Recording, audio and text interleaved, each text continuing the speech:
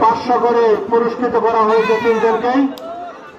দর্শকরা খেলা দেখে খুশি হয়ে পুরস্কার দিচ্ছেন।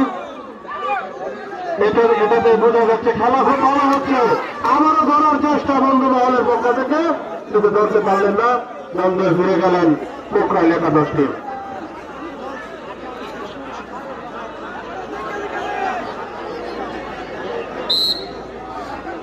রাজবাড়ী বন্ধু মহলের টিম ম্যানেজার আব্দুল হাকিম, সে তার প্লেয়ারের মধ্যে খুশি হয়ে 500 টাকা পুরস্কার পোকরাইল একাদশ টিমের পক্ষ থেকে দল নিয়ে গেলেন।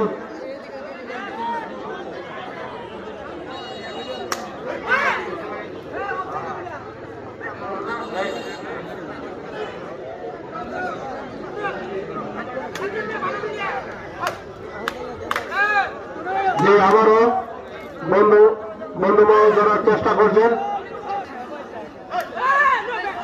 কিন্তু বন্ধু মহলের প্লেয়ার